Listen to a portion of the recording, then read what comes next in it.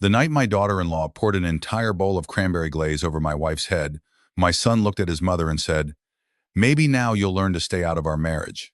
We were seated in the middle of a packed Thanksgiving dinner at one of Nashville's most expensive hotels.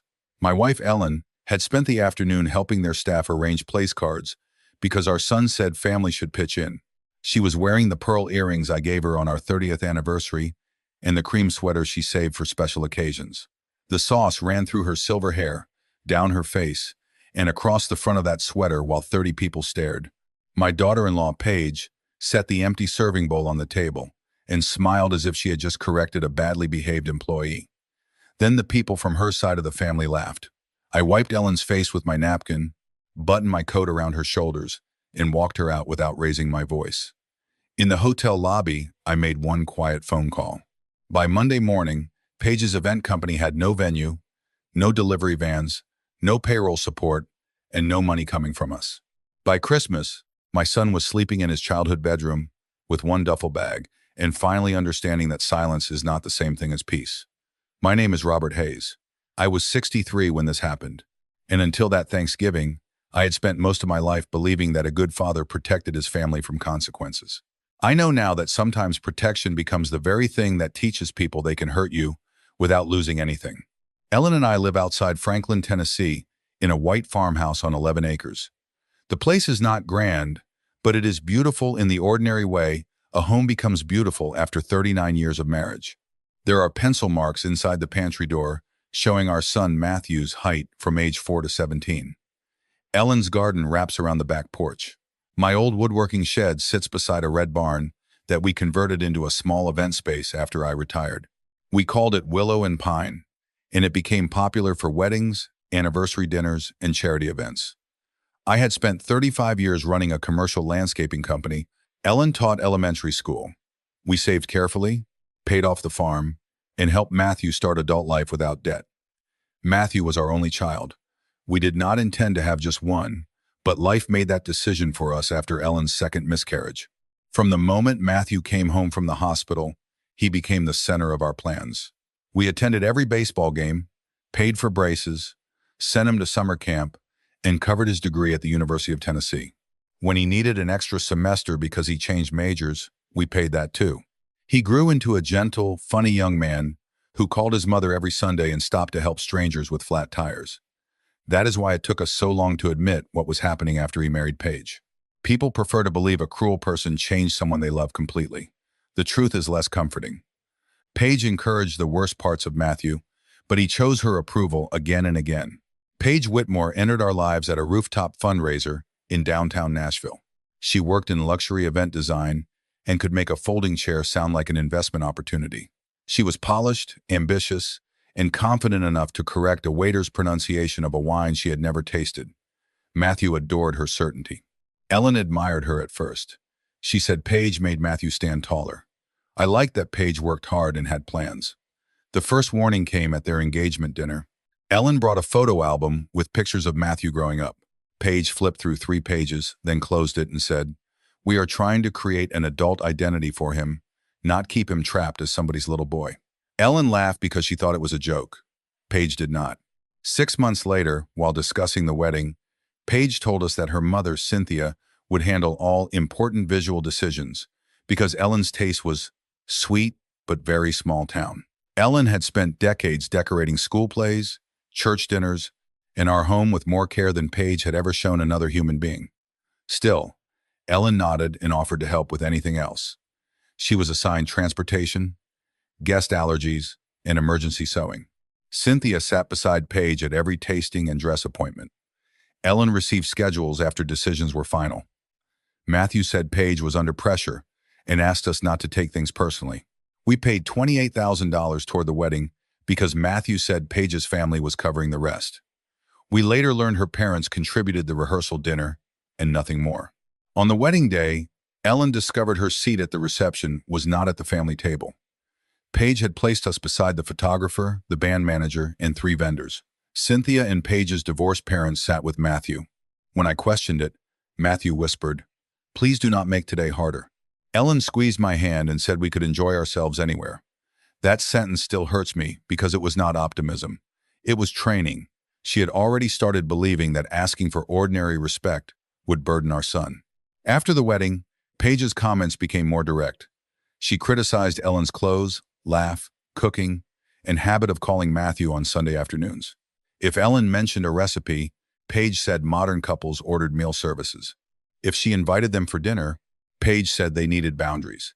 Then Paige posted photographs from dinners with her own mother beneath captions about the women who show up without making everything about themselves.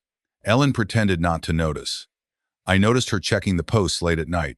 I also noticed that Matthew rarely called unless he needed something. His requests arrived wrapped in affection. Dad, you are the only person I trust. Mom always believed in me. We want to build something that makes you proud.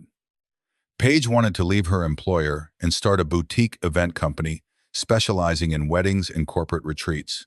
Matthew would handle operations. They needed a venue, equipment, vehicles, and startup money. Willow and Pine had become profitable, and our barn was already booked most weekends. Paige proposed that her company manage our venue while using it as the foundation for expansion. Ellen loved the idea of working near Matthew. I loved seeing my son excited. We gave them access to the barn calendar, 2 delivery vans from my old landscaping company, storage space, and a monthly operating contribution while the business found its feet. I also paid the first year of insurance and several vendor deposits. I told myself it was an investment in my son. In practice, it became another reason Paige believed our property belonged to her plans. The business, Evergold Events, did well quickly because Willow and Pine gave it a credibility it had not earned. Paige posted photographs of our private Tennessee venue without mentioning that Ellen and I owned it. She redesigned the barn office and threw away a framed picture of Ellen's first class because it did not fit the brand. When Ellen asked where it went, Paige said, "Some memories belong at home, not in a professional space." This was Ellen's home. Matthew watched his mother retrieve the frame from a trash bin and said nothing. That should have been the moment I ended the arrangement. Instead, I waited until Paige left, rehung the photograph, and told myself Matthew would address it privately. We had spent years calling his avoidance gentleness. At Evergold, avoidance became policy. Paige took credit for every success and blamed Ellen for anything that felt provincial. She refused Ellen's pies at wedding tastings because homemade can read cheap, then served the same recipe after a bakery placed it in branded boxes. She told staff not to ask Mrs. Hayes operational questions, even though Ellen knew the property, kitchen, and local vendors better than anyone. Matthew began calling us Robert and Ellen in business conversations because Paige said Mom and Dad undermined authority. We laughed at first. Then he used those names at Sunday dinner. Ellen's face changed, and he did not notice. The final year before Thanksgiving was a slow series of humiliations disguised as boundaries. Paige hosted a promotional photo shoot at the farm and asked Ellen to remain inside because her gardening clothes disrupted the luxury image.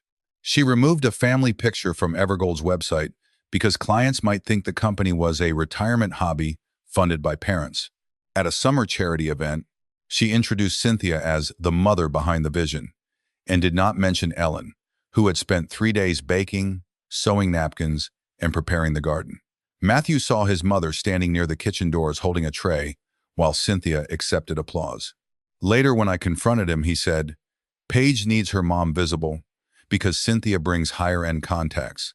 Mom does not care about recognition." I asked whether he had ever asked her. He looked annoyed. "Dad, not everyone measures love by public credit." That sentence came from Paige. I could hear her voice inside his. Ellen defended him after he left. "He is trying to keep his marriage together," she said. "At what cost?" I asked. She had no answer. The Thanksgiving dinner was supposed to be a reconciliation. Matthew called in early November and said he missed us. Paige had booked the ballroom at the Belmont Hotel for Evergold's annual client appreciation dinner, scheduled on Thanksgiving evening because many clients and relatives would already be in town. She wanted both families together. Ellen's face lit up when I told her. Hope can be humiliating when it keeps returning to the same locked door. She spent 2 weeks helping organize gift bags and handwritten thank you notes. Paige accepted every hour of labor while responding to Ellen's suggestions with one-word messages. The week before dinner, Ellen's younger sister, Nora, finally lost patience. Nora lived in Knoxville and loved Ellen with the ferocity of someone who had watched her sister apologize for being hurt too many times. After Paige posted a photograph of herself and Cynthia at Willow and Pine with the caption, "Built by strong women who never needed to tear anyone else down," Nora sent one private message: "Stop humiliating my sister and calling it boundaries." 7 words and a conjunction. Paige took a screenshot and saved it. She did not confront Nora. She planned an audience. We arrived at the Belmont at 6:30. The ballroom glowed with candles, copper-place settings, and a wall of family photographs chosen by Paige. Her childhood filled one side. Matthew's side showed mostly wedding pictures in which Ellen and I appeared at the edge. A large sign read, "Gratitude makes a family." Paige wore a burgundy dress. Cynthia stood beside her in gold. Ellen wore her cream sweater and pearl earrings. "You look tired," Paige said instead of hello. Ellen smiled. "Long week." Paige handed her a box of place cards and asked her to correct 3 spelling errors. "No thank you, no hug." Matthew embraced us quickly, then checked the room for Paige's reaction. Dinner began with speeches about community and loyalty. Paige thanked her mother for teaching me what unconditional support looks like. Matthew thanked Cynthia for believing in Evergold. He thanked me for the venue and early operational help. He did not mention Ellen. I saw her fold her napkin smaller and smaller in her lap. I wanted to stand then. I wanted to take her home before the next injury arrived. But Ellen whispered, "Please, let us get through tonight." We had become experts at surviving events we should have left. During the main course, Paige placed her phone on the table and announced that certain family members had been trying to poison her marriage. She displayed Nora's message on a large presentation screen. People turned toward Ellen. Paige said the message proved Ellen had been gossiping and turning relatives against her. Ellen looked shocked. "I told my sister I was hurt after the summer fundraiser. That was private."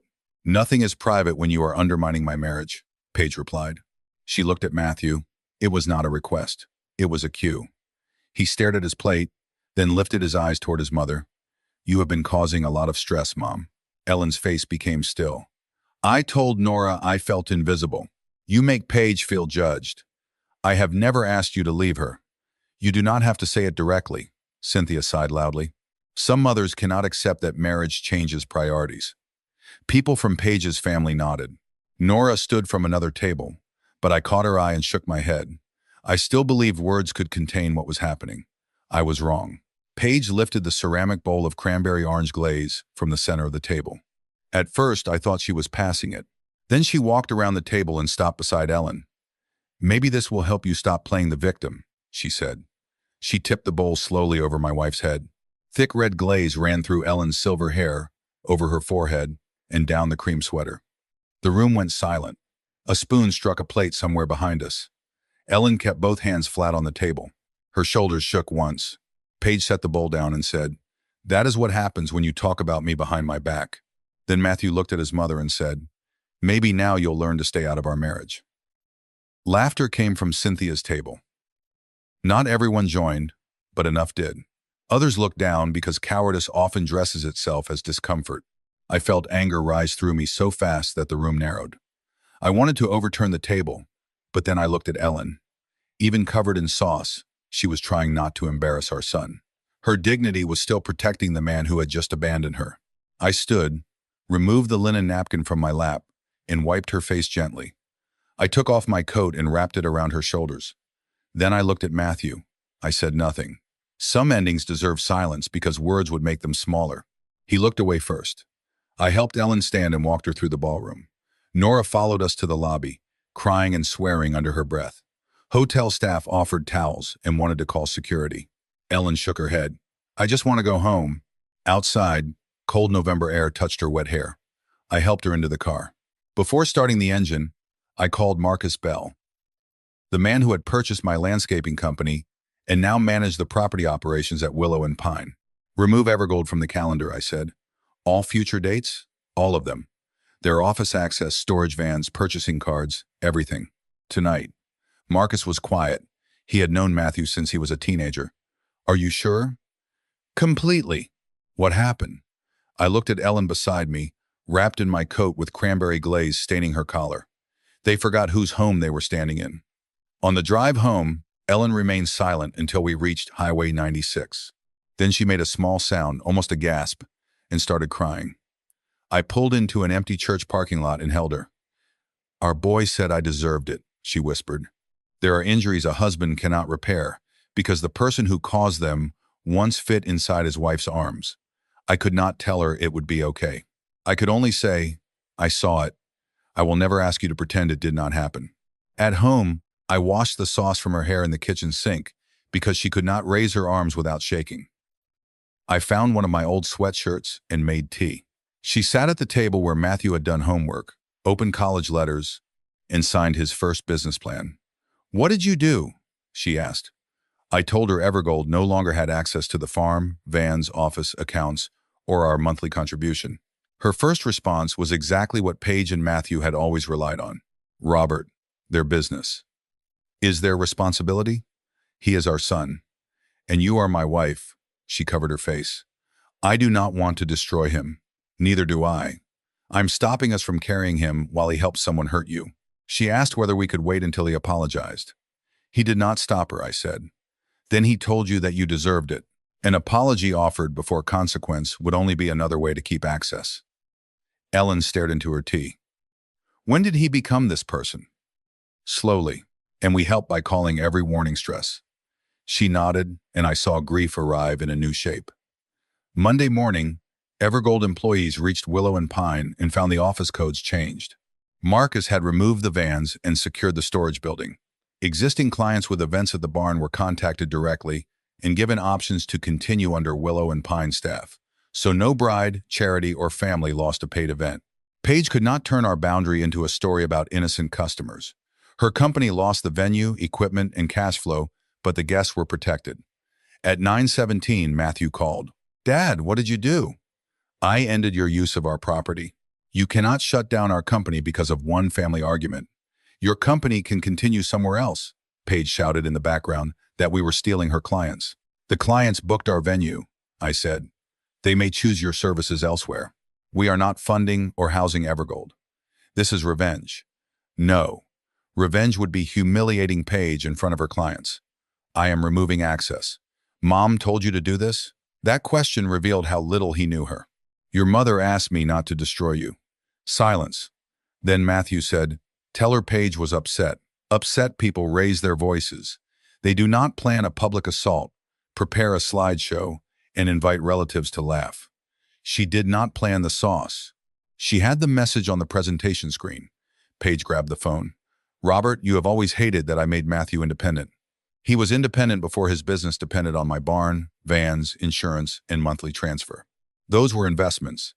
Then operate without them. You cannot treat family like tenants. You treated Ellen like staff in her own home. Paige said we would regret choosing a fragile old woman's feelings over our son's future.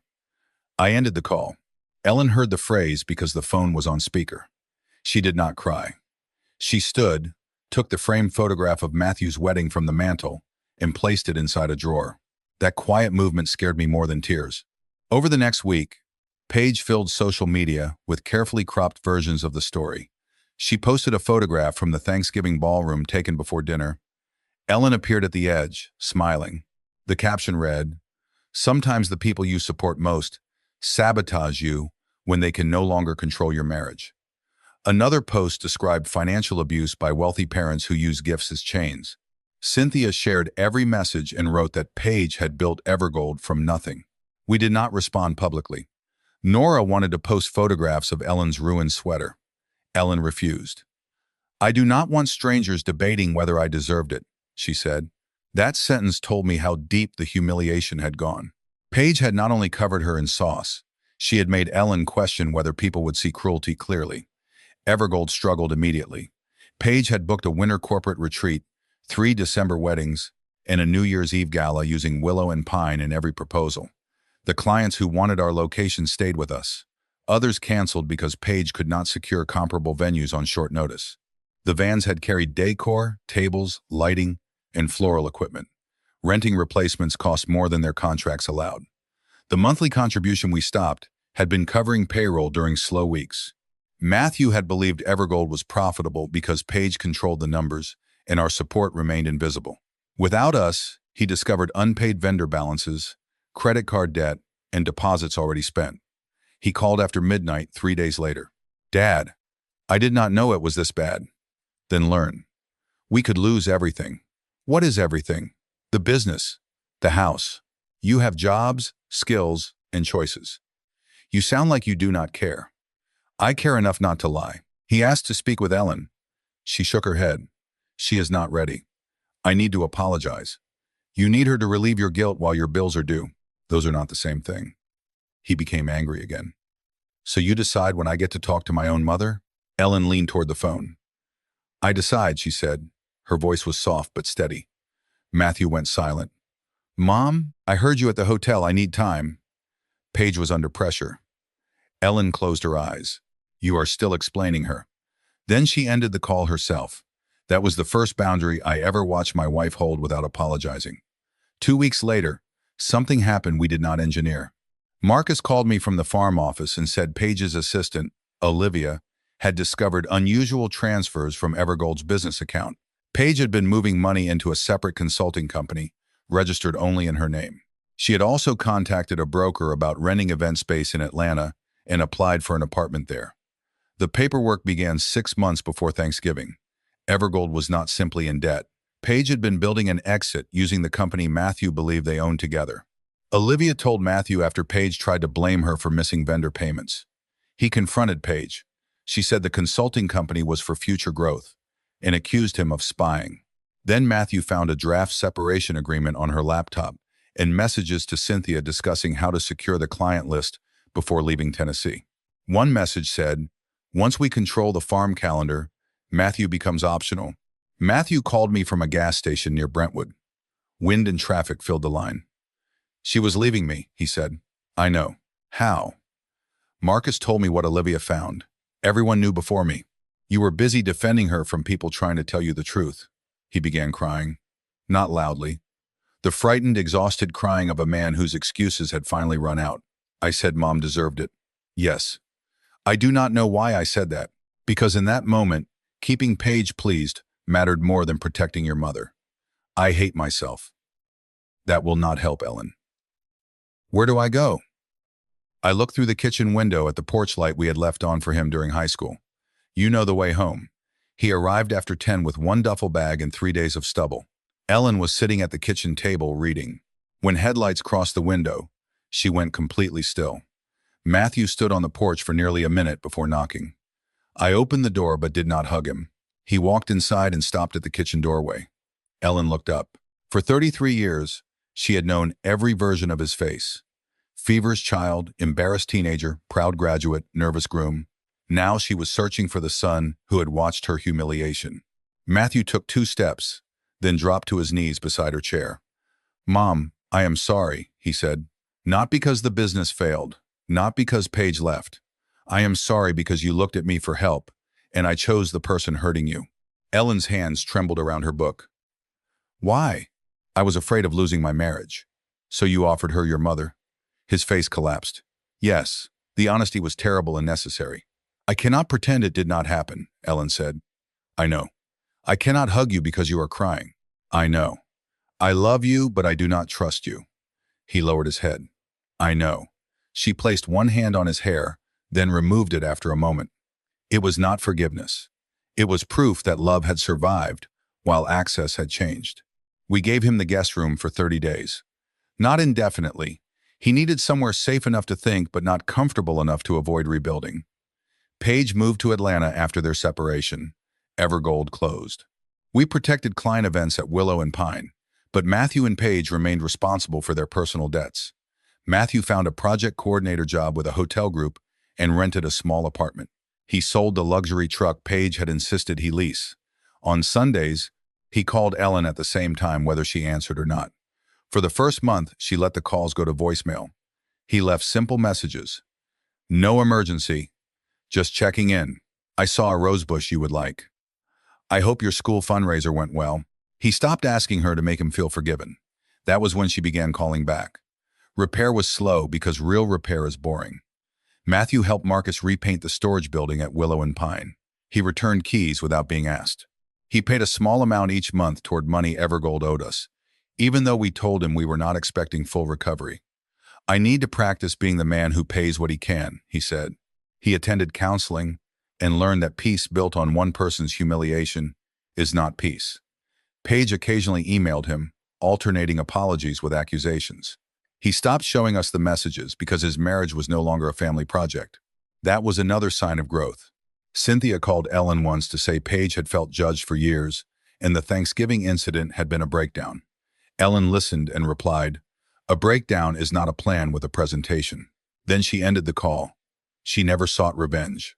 She simply refused to participate in anyone's revised history. The following spring, Ellen donated the ruined cream sweater to a textile recycling program. Before placing it in the bag, she removed the cranberry stain as much as possible. I asked why she bothered. "Because I do not want the stain to be the last thing that happened to it," she said. That is Ellen. Even when discarding pain, she leaves it cleaner than she found it. On our 40th anniversary, we closed Willow and Pine for the weekend and ate dinner alone in the barn. No clients, no speeches, no photographs for social media. Marcus set one table beneath the string lights, then disappeared. Matthew asked whether he could send flowers. Ellen said yes. He did not ask to attend. The card read, "Thank you for teaching me that love is not permission." Ellen kept it in a kitchen drawer. Thanksgiving 1 year after the hotel dinner was small. Nora came from Knoxville. Marcus and his wife joined us. Matthew arrived with a pie from a bakery because he had attempted one and burned it. He asked before entering the kitchen. He helped set the table, sat where Ellen pointed, and never mentioned Paige. Before dinner, he stood and said he wanted to acknowledge something. Ellen told him not to turn the meal into a performance. He nodded and sat down. Later, while washing dishes, he quietly said, "I am grateful you let me be here." Ellen replied, "Be someone safe enough to invite again." That became the closest thing to a family motto we needed. I once believed my quiet phone call caused their world to collapse. It did not. Paige's cruelty, hidden accounts, and planned exit caused her consequences. Matthew's silence and dependence caused his. My call simply removed the structure Ellen and I had built beneath choices we did not approve. We had confused support with love for too long. The barn, vans, money, and access had protected Matthew from seeing the true cost of his marriage. When we stepped away, reality arrived. That was not revenge. It was the end of rescue. I also had to face my own failure. I saw Paige cutting Ellen down for years. I defended my wife privately and protected Matthew publicly. I told myself I was keeping the family together. In truth, I was teaching Paige that disrespect had no consequence and teaching Matthew that looking away would be forgiven. Quiet men often take pride in not creating scenes. Sometimes that pride is cowardice with good manners. I should have spoken the first time Paige called Ellen exhausting. I should have ended the business arrangement when she threw Ellen's photograph away. I should have told Matthew that a marriage requiring him to abandon his mother's dignity was not becoming stronger. My eventual boundary was necessary, but earlier honesty might have prevented the public cruelty that finally forced it. Ellen says I am too hard on myself. She is probably right. But regret can become useful when it changes what you tolerate next. Today, Willow and Pine operates under Marcus and me, with Ellen handling only the parts she enjoys. Her photograph hangs in the office again, beside pictures of our first event and the garden she planted. Every staff member knows the venue is not a luxury brand that appeared from nowhere. It is our home, built from work, marriage, and ordinary years nobody photographed. Matthew visits regularly, but has no ownership or automatic access. He earns trust in moments that do not look impressive. Arriving when he says, calling without needing money, asking Ellen how she feels, and staying for the answer. We love him. We have not restored the old arrangement. Forgiveness removed the desire to punish him. It did not erase the knowledge of what he was capable of when approval mattered more than character. Some relatives say parents should never withdraw support from a child during marital trouble. I believe parents should offer compassion, food, a safe bed, and honest advice. We do not have to fund the exact system allowing that child to become cruel. There is a difference between helping someone stand and carrying him while he kicks the person beside you. Ellen's humiliation taught me that boundaries are not speeches. They are the moment you stop providing access after someone proves he will use it against you. The most satisfying part of this story is not that Paige's company failed or that her Atlanta plans became smaller than she expected. It is not even that Matthew returned. The satisfying part is that Ellen stopped asking whether she deserved ordinary respect. She no longer studies family photographs searching for where Paige placed her. She no longer apologizes before saying no. She understands that being gentle never obligated her to remain available for humiliation. I understand that protecting my wife sometimes means disappointing my son. Matthew understands that remorse is not a key handed over after one emotional apology. It is work repeated until the people you harm no longer have to brace when you enter a room. That work may continue for the rest of his life. He says he accepts that. I believe him today. I do not use today's belief to guarantee tomorrow. Trust is built in present tense. So tell me honestly, if your adult son watched his wife publicly humiliate his mother and said she deserved it, would you let him return after a sincere apology and years of changed behavior, or would that one moment permanently end the closeness a parent and child once had?